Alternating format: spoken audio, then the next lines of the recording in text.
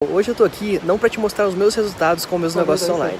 Eu quero te mostrar esses resultados aí, de pessoas comuns, assim como você, que aplicaram o meu método e estão vendendo todos os dias pela internet. Se você quer aprender como você pode começar o seu negócio online, trabalhando aí na sua casa, nas suas horas vagas, sem precisar de grandes investimentos, clique no link na descrição desse vídeo que eu vou te ensinar como ganhar dinheiro online de verdade.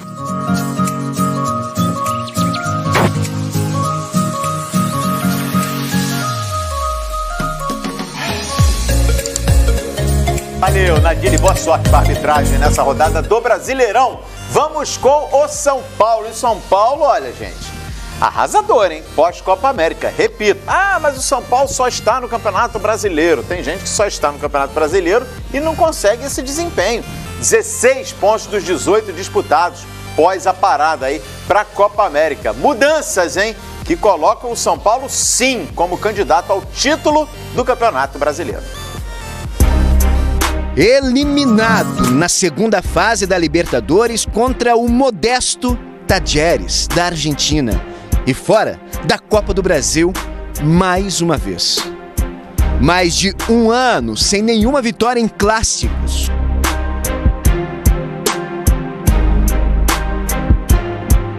Protestos da torcida, muitos, alguns bem criativos, ou nem tanto.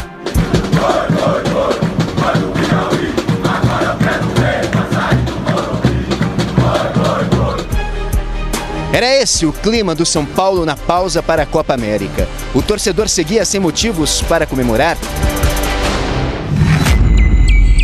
30 dias se passaram com o início da competição. Cuca fez mistério, treinos fechados, trabalho em silêncio. O clube preferiu deixar que os resultados e as contratações falassem por si. E as mudanças realmente começaram a acontecer. Um dos nomes mais criticados pela torcida, Nenê, foi liberado para procurar outro clube. A diretoria rejeitou uma proposta de mais de 50 milhões de euros pela principal joia de Cotia, Antony. Trouxe um reforço internacional, o espanhol Juan Fran. E para coroar a maturidade e ousadia do projeto, um líder. E que líder! Parecia surreal, mas Daniel Alves realmente chegou. O clube, que não comemora um título há 7 anos, escolheu o maior campeão da história do futebol para liderar um recomeço e colocar o São Paulo em outro patamar. Sob a gestão do ídolo Raí e comando de Cuca, o tricolor voltou da pausa a uma verdadeira máquina. Em 6 jogos, um empate no clássico contra o Palmeiras e 5 vitórias consecutivas, 12 gols marcados. Aproveitamento de 88%, melhor campanha do Campeonato Brasileiro pós-Copa América e consolidado de vez na briga pelo título. Teve até a primeira vitória em clássico na temporada, saiu a Urucubaca. Do elenco eliminado na Libertadores no início do ano, 8 jogadores deixaram o clube. 10 nomes novos entre contratações e garotos que subiram da base. A reformulação era mais que necessária. É nítido, né, o excelente aproveitamento do tempo que a gente teve de treinamento na Copa América, né, durante a Copa América, na parada. O Cuca fez um excelente trabalho, né, a gente vê a dedicação dele, o tempo que ele dedica ao clube, aos jogadores, ao grupo, detalhes. Essa parada da Copa América, pós-parada, nós empatamos com o Palmeiras e vencemos outras 5 partidas muito difíceis, não teve uma que foi fácil. Cuca tem mostrado saber muito bem como dosar a vitalidade trazida pela garotada de Cotia, que tem dado conta do recado, com a experiência do capitão da seleção brasileira e o companheiro espanhol. Qual foi a fórmula adotada pelo técnico para transformar o São Paulo em tão pouco tempo? É difícil saber, mas a expectativa da torcida agora é uma só: voltar a ver o São Paulo campeão, voltar a ver o São Paulo soberano.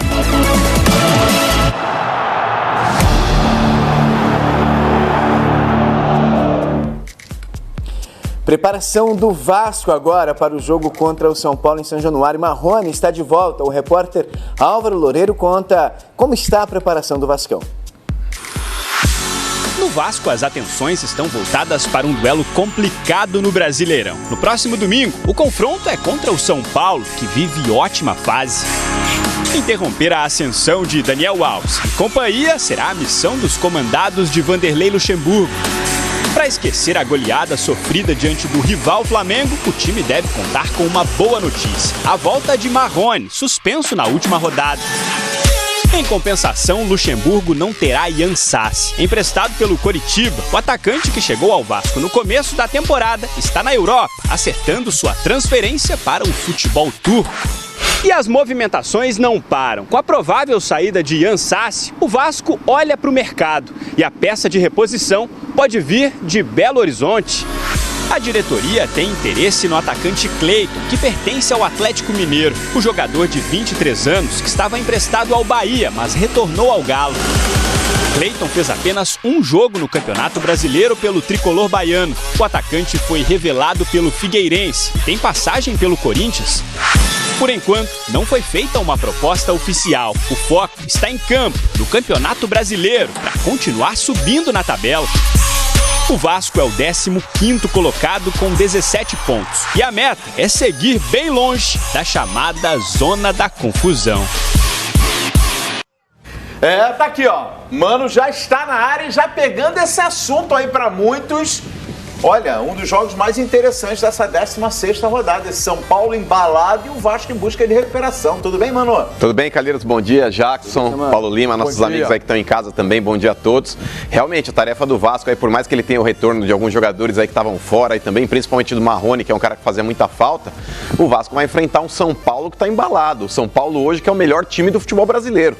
São Paulo tenta a 6ª vitória consecutiva e o Vasco vai ter uma tarefa dura demais para conseguir frear esse ímpeto do São Paulo, que, sinceramente, hein, todo mundo que duvidou, todo mundo que falou, esse time do São Paulo aí só tem nome, não ganha nada, o Cuca deu jeito, hein?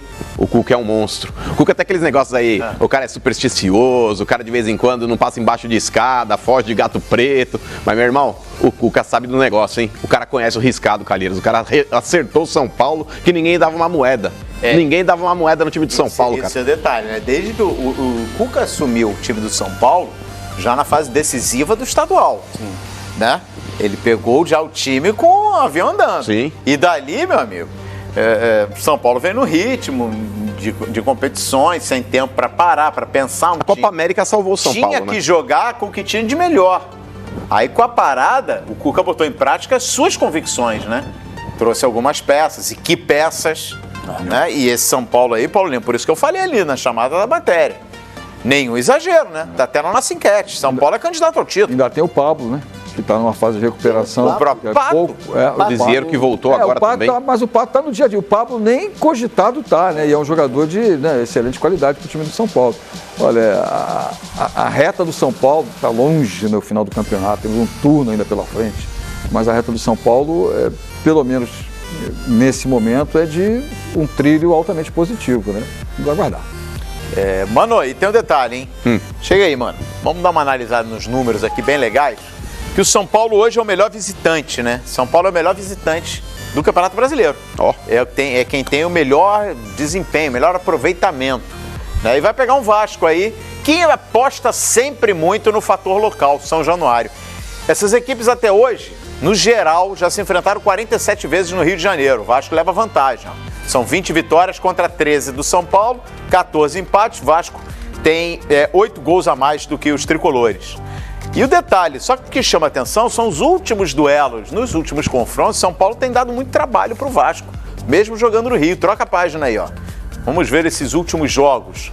Olha só, no Campeonato Brasileiro do ano passado, São Paulo estava muito mal, né? Deu Vasco 2-0. Aí tem um empate no Brasileirão de 2017. Aí repare, 1-1 na Copa do Brasil em 2015, 4-0 São Paulo no Brasileirão de 2015 e 2-0 no Brasileirão de 2013.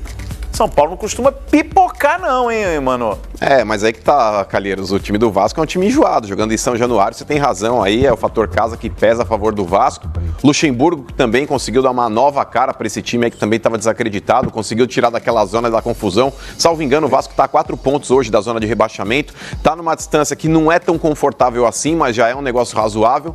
Mas, cara, na boa, realmente essa partida aí vai ser uma das mais difíceis dessa rodada aí, Calheiros. Mas se tivesse que apostar em alguém, eu apostaria na vitória do São Paulo. Vitória do São Paulo. Sim. Paulo Lima tá apostando em quem, Paulo Lima? Você que gosta tanto de ver o Vasco em São Januário. Vasco em São Januário contra esse São Paulo super embalado. Não dá para você tirar o mérito do São Paulo, não dá para acreditar o São Paulo ou deixar de acreditar o São Paulo uma vantagem, né? Pela qualidade do seu elenco, pelo seu time, né? Pela boa motivação que tem nesse momento, aí como você falou ainda há pouco, em 18 pontos, são exatamente 16 conquistados, um time que não perdeu nos últimos 6 jogos, vem 5 vitórias consecutivas, contra um Vasco que está procurando, como diz o Luxemburgo, sair lá da zona do confusão. Já saiu, está um pouquinho afastado.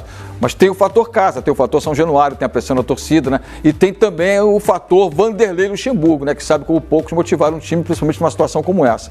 Evidente que eu não vou ficar aqui em cima do muro, eu acho que o São Paulo naquele percentual pequeno que falávamos ontem aqui sobre Corinthians e também no jogo do Grêmio, né? Contra o Palmeiras e evidentemente também no jogo do Flamengo contra o Internacional. Eu acho que o São Paulo também, mesmo como visitante, tem um percentual maior de favoritismo. Mas é uma coisa singela, é nada absurdo, né? Não é nenhum abismo em relação a isso.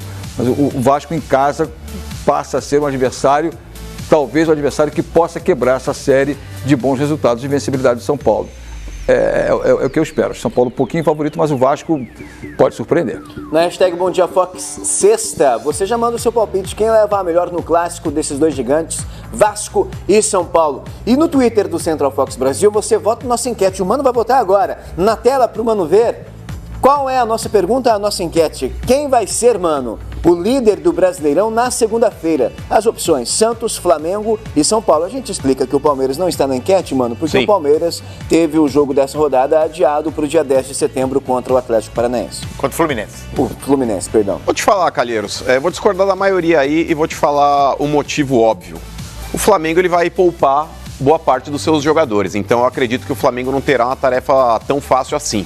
O Santos, pelo que tudo indica, por mais que ele pegue um Fortaleza que está ressurgindo, aí também está tentando aí permanecer na Série A, tem uma tarefa dura pela frente, ainda mais agora com a saída do Rogério Ceni, mas eu acredito na vitória do Santos. Então, como o Santos é líder do Campeonato Brasileiro, mesmo acreditando que o São Paulo também possa vencer seu jogo, acredito que o Flamengo não vença o seu, o Santos possivelmente será o líder na segunda-feira.